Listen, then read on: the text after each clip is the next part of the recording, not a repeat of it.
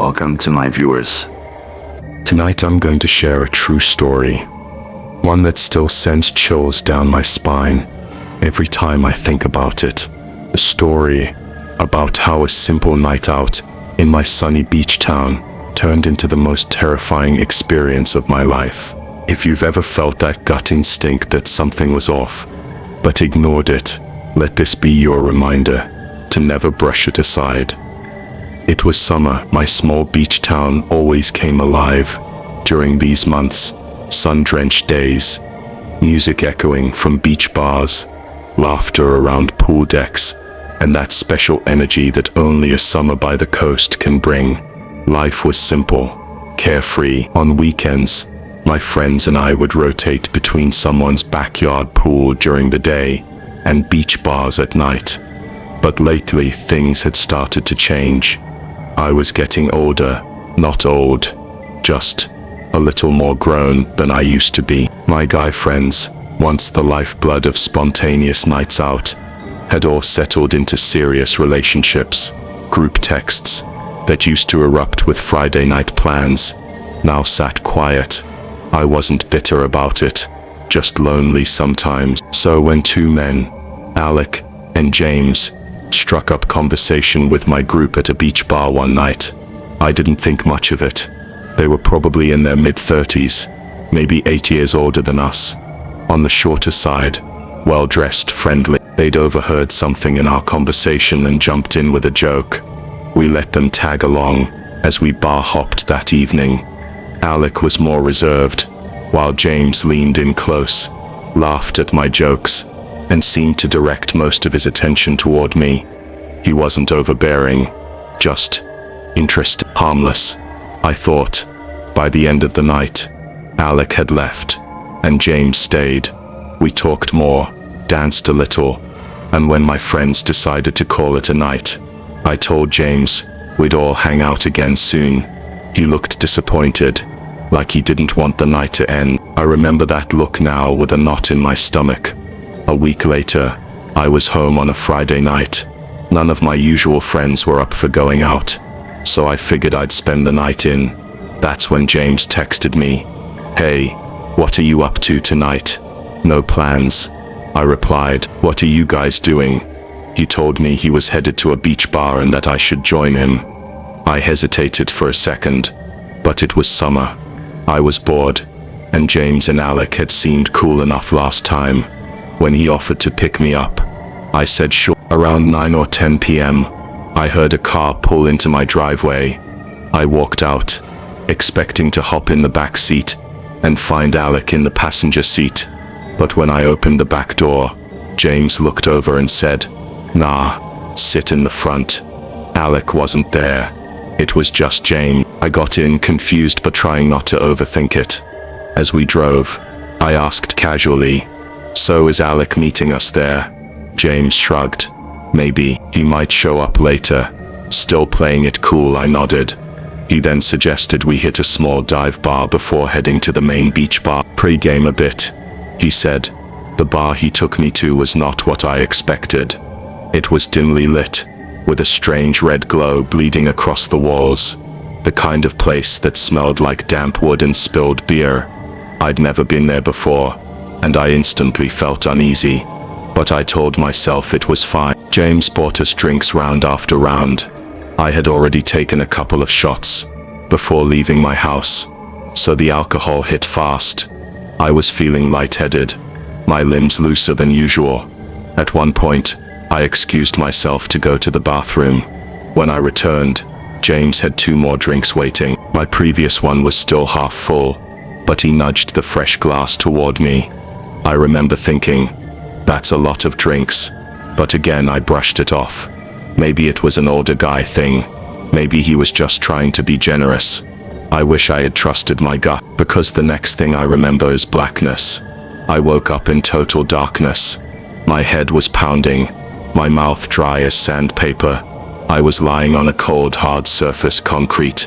Panic surged through me as I fumbled at my sides, searching for my phone. My pockets were empty. No phone, no wallet. I forced myself upright and began feeling around in the dark. My hands hit a wall. I traced along it until I found a light switch and flipped it on. A blinding, fluorescent bulb flickered to life, revealing a small windowless room. The floor was unfinished concrete. Against the walls, a rusty water heater, a mop bucket, and some cleaning supplies. My breath caught in my throat. Where was I? I spotted a single door and slowly turned the handle. It creaked open into another pitch-black room. I stepped out. This space was larger, carpeted. I could barely make out the shapes of furniture. An old couch, maybe a TV stand. I groped along the wall for a light switch. Nothing. I began moving through the dark, knocking into things, trying not to cry. My body was trembling. Then, I heard it. Movement. Someone standing up. Then a voice. Familiar. Hey, it's okay. It's me, James. I froze. His outline emerged from the darkness. Across the room. You passed out at the bar, he said. I brought you back here. You were out cold. My voice was shaking as I asked, why was I locked in a utility room? Where's my phone and wallet? He stepped closer. Your stuff's upstairs. Just relax. Come lay down. No, I said firmly. I want to leave. Bring me my things. That's when his tone changed. No, you're not leaving. The words dropped like stones. I backed away instinctively. He stepped closer again, and I threatened him. I told him I'd scream, fight, do whatever I had to. That's when he said it. If you try anything, I'll hurt you. I'm serious. I was frozen. He claimed I was too drunk to drive. I begged to call an Uber.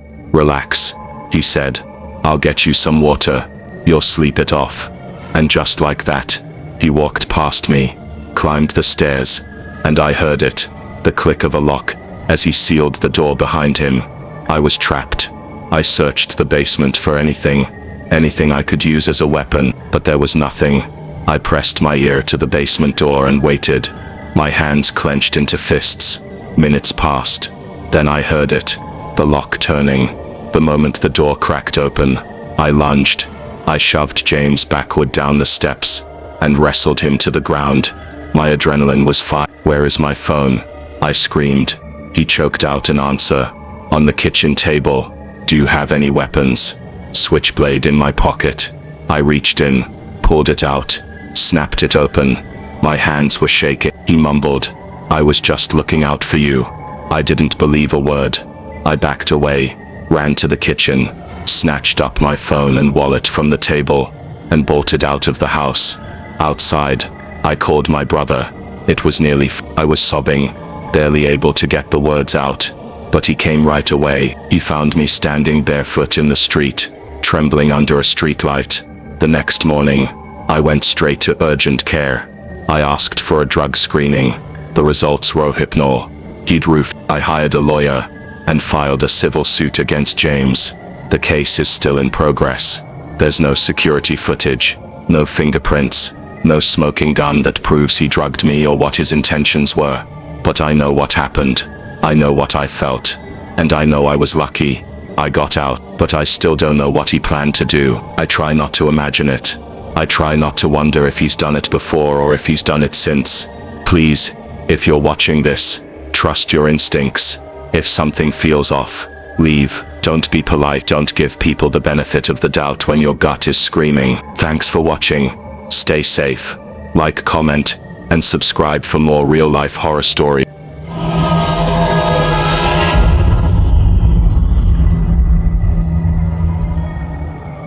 If you've ever wandered too far into the woods alone, you'll understand the unease that creeps in when the world suddenly goes silent. Today, I'm sharing a story that still gives me chills every time I think about it. It happened in the place I thought I knew best, my own backyard, but what I saw that day changed the way I look at the woods forever. There's something special about summer in Mountain, Pennsylvania. The trees seem greener, the air thicker, and time slows down in the best way possible. Our family owns about 2 acres of land tucked away in a quiet part of the town. It's the kind of place where you can breathe, where nature wraps around you like a warm blanket. Our backyard is more like a playground, a shooting range, 2 dirt bikes, a quad, and trails that weave through the dense woods behind our house. It's where I grew up. It's where I always felt safest. I've always loved spending my summers outdoors, while most people head to the beach or the city. I prefer the crunch of gravel under my tires, the smell of pine and earth, and the wind slapping against my face as I tear through trails on my mountain bike. That day started like any other lazy summer afternoon, warm, a little humid, with storm clouds beginning to form in the distance. But there was something off about the sky. When I stepped outside, I immediately noticed how strange the clouds looked. Thick, dark, and low-hanging, with streaks of eerie yellow light slipping between them. It wasn't just overcast, it was surreal. The air was heavy with the scent of incoming rain. I could feel the storm's energy pushing against my skin like static electricity. And for some reason, I liked it. Storms always gave me a kind of adrenaline rush. I checked the forecast on my phone. Light rain expected in about 30 minutes. I figured I had just enough time to get a ride in before it really let loose. Even if I got caught in the rain, so what? I'd be back before anyone noticed I was gone. So I grabbed my mountain bike, rolled it out of the garage, and pedaled toward the trail entrance, just beyond the edge of our property. The first part of the trail was mostly uphill, rugged and winding, with roots and rocks poking through the earth like bones. I leaned forward, gripping the handlebars tighter, pushing my legs hard. The wind whipped around me, a loud gust that made the leaves chatter and the trees sway violently. It was my favorite kind of weather, chaotic and alive. Eventually I reached the clearing near the top of the hill. It's the spot where I usually stop, take a breather, and check my phone. The view there opens up just enough to see the sky through the treetops, and on that day, it looked especially haunting. The clouds were darker now, almost black, churning slowly overhead. The yellow light had faded to gray, and the wind just stopped. Not slowed down, it stopped. Completely. Like someone had flipped a switch. It took me a few seconds to even realize it. I had been so used to the roar in my ears that the sudden silence felt deafening. I remember instinctively pulling out my earbuds, thinking something had happened to my audio. But there was no sound, no birds, no leaves rustling, just silence. And then I heard it. A high-pitched voice, or maybe it was more of a whine somewhere in the distance. It wasn't close, but it wasn't far either. It sounded wrong, like something trying to mimic the sound of a child, but missing the mark. I tried to tell myself it was just an animal, maybe a fox or something, but in that silence, it felt way too deliberate. I stood there frozen, holding my bike still. My heart began to pick up its pace. That's when I heard a crack, branches snapping. About 30 or 40 feet away, just beyond the next bend in the trail, I turned slowly and looked in that direction. That's when I saw it. Someone was hunched over in the trees. A humanoid figure, pale and still, almost blending in with the bark and shadows. It wasn't moving, not yet. It was crouched low, as if it thought it could hide. But I saw it, and it was watching me. It wasn't an animal. It wasn't a person. I know what people look like when they move, even in the woods. This thing wasn't normal. It was thin, almost too thin. Its limbs were long, bent at strange angles. The way it hunched forward, head low, reminded me of a predator getting ready to pounce. I stared for maybe 2 seconds, 3 at most, and then the sky broke open. The storm came down fast, a sudden deluge that slapped the leaves above me and crashed all around. The sound of the rain was a relief. It drowned out the silence, but it didn't drown out my fear. I turned my bike around and started pedaling as hard as I could, legs burning as I climbed the short slope before the downhill return. Once I hit the downhill stretch, I let gravity do most of the work. The tires skidded on wet dirt, water splashing into my eyes. Thunder cracked behind me, lightning flashed, briefly illuminating the path, and for a split second I imagined that figure stepping out from the trees and chasing after me. I didn't dare look back. I made it to the backyard in record time. I threw the bike into the shed without locking it, ran inside and slammed the door behind me. I stood there for a moment, dripping, out of breath, shaking, trying to make sense of what just happened. My mom asked if I got caught in the rain, and I just nodded, unable to speak. I didn't tell anyone. Not that night. I just went upstairs, stripped out of my wet clothes, and got into bed still damp. I stared at the ceiling in the dark, heart still racing. I kept telling myself I must have imagined it. Maybe it was a tree, maybe it was an animal, but I couldn't shake the feeling that I was being watched. That night, I had a nightmare. I was back in the woods, but it was pitch black this time. I didn't have my bike. I was walking, alone, through the trees, and then I saw it again. But now it was standing, tall, impossibly tall, its face blank, its arms hanging low, fingers dragging along the forest floor. It didn't walk, it floated, silent, smooth, straight toward me. I woke up screaming. My sheets were soaked with sweat, my pulse thudding in my ears. I sat there in the dark for a long time, trying to breathe.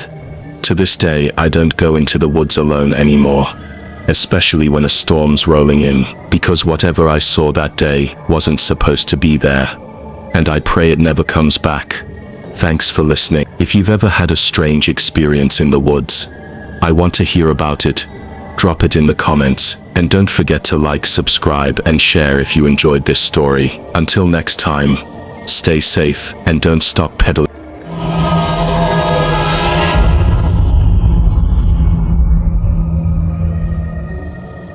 Let me ask you something. Have you ever felt like you were being watched, but couldn't prove it? Like something or someone was just out of reach, waiting for the right moment to make their move? Well, I used to think my summers alone were paradise. Now I won't spend another night in that house by myself. Every summer, like clockwork, my parents leave for a few weeks to our vacation home in Savannah, Georgia. That means I get the house to myself, just me and our 2 cats. And I'm not gonna lie, I used to love it. Freedom, quiet, no rules, except one, no parties. But otherwise, I had full reign to do whatever and whoever I wanted. Our house sits right on a canal. My dad's obsessed with boats, so we've got this flashy Boston whaler docked out back, along with 2 jet skis. The yard backs right up to the water, and across from us is nothing but marshland. No neighbors, no lights, just reeds and shadows. The canal winds down into a small public park, but not many boats come this far up. It's quiet, private, maybe a little too private. The house itself is nice, but honestly, it feels like my dad spent more on the damn boat than he did on our home. The whaler shines like a trophy, catching the sun, drawing eyes. It's kind of a magnet, and that summer I found out just how dangerous that can be. One night, I invited over this girl I'd been seeing. We'll call her Jane. Nothing serious, just summer fun. We hung out in the backyard, chilling in the hot tub. The water bubbled and steamed. The night was humid and still. Crickets chirped somewhere in the marsh, and the moon hung low like a pale eye watching us. Then the hot tub cycle ended, and everything went still, silent. That's when I heard it. A sound faint at first. Not a splash, not a bird. Something else, rhythmic, wet. I stood up, water dripping off me, and peered into the dark canal, and that's when I saw it. Someone was out there, in a kayak, just gliding silently through the water. No light, no noise, just moving. It was hard to make out details, but they weren't paddling like normal. The motion was slow, almost lazy, like they were drifting, but watching. I couldn't see their face, what they were wearing, or even if they noticed us. But something about it made my skin prickle. Someone's kayaking, I told Jane, squinting through the darkness. Bit late for that, huh? She shrugged, unconcerned. Maybe they're fishing or something. I tried to shake it off. It's a public canal after all. People come and go. Still, it felt off. But we went inside and forgot about it. Or at least, we tried to. Later that night, we were upstairs in my room, half watching The Sopranos with the AC humming. The windows faced the canal, but they were closed, keeping the summer air out. I'd turned off the lamp, letting the glow from the TV light the room. Suddenly something broke the mood. A light, bright, flashing sporadically through the window. What the actual hell? Jane said, sitting up. I muted the TV, and we both stared. The beam wasn't steady. It jerked around like someone was trying to find something. Or someone. Is that a helicopter? Jane asked. I shook my head. No, that's a flashlight. My stomach turned. I stepped out of the bed and moved slowly toward the window. Careful not to make noise, I stayed to the side and peeked out. Just enough to see. It was them. The kayak person. But this time they were waving a flashlight directly toward the house. No, not the house. My window. Jane whispered. How the hell do they know we're up here? The TV. I muttered. He probably saw the screen light from outside. Instinct kicked in. I didn't want to look scared in front of her. So I cracked the window open and shouted, "What do you want?" There was a pause, and then a weak voice called back, "Please, I need help." It didn't sound right. Too faint, like someone trying to act injured. "Are you hurt or lost?" I asked. "I'm injured," the voice answered. "I can't get out of my kayak." I turned to Jane. "What do you think?" She hesitated, then said, "I mean, if he's really hurt." I nodded slowly. "Do you want me to call 911? I shouted. No, don't," he yelled back. "I just need help getting out." Something inside me screamed that this wasn't right, but adrenaline and pride pushed me forward. "Okay," I called back. "I'll come out." I shut the window, sighed, and told Jane to wish me luck. She stayed in bed, not exactly dressed for a rescue mission. I grabbed a t-shirt, slipped on my slides and headed downstairs. I flipped on the backyard lights and stepped out into the night. And that's when I heard her scream. It was Jane screaming my name from upstairs, sheer terror in her voice. I froze. Then I saw it. A man, big, fast, and definitely not injured, burst out of the shadows near the dock and charged at me from the canal. I bolted inside, slamming the door behind me. I locked it, just as he threw himself at it. Boom, his weight hitting the frame like a battering ram. The doorknob twisted violently. I ran to the kitchen, grabbed the whole knife block, and dashed upstairs. I locked my bedroom door and turned to Jane. "He was sneaking up on you," she gasped. "He was hiding, waiting for you to come outside." She was shaking. So was I. We called my dad. He didn't hesitate. "You need to call the cops right now." So I did. The police showed up fast. They searched the yard, the dock, the canal, filed a report, knocked on a few neighbors' doors. Nobody saw anything. Nothing on security cams. But the kayak, gone. It was like he'd vanished. All I could think was he was never injured. That whole act was a setup, a trap. The worst part, he might have known my parents were out of town. He might have been watching for days. The fancy boat, the secluded house. It made us a target. That light show with the flashlight. It wasn't for help. It was a lure. If Jane hadn't screamed when she did, I might not be here to tell this story. Thanks for listening. If you enjoyed this story, make sure to like, comment, and subscribe for more real horror stories just like this. Have you ever experienced something chilling while home alone? Let me know in the comments. I read them all. And if you want a bonus summertime horror story, exclusive to Apple Music, Spotify and Amazon Unlimited, click the link in the description. Thanks for watching, and stay safe out there. Some strangers don't need an invitation.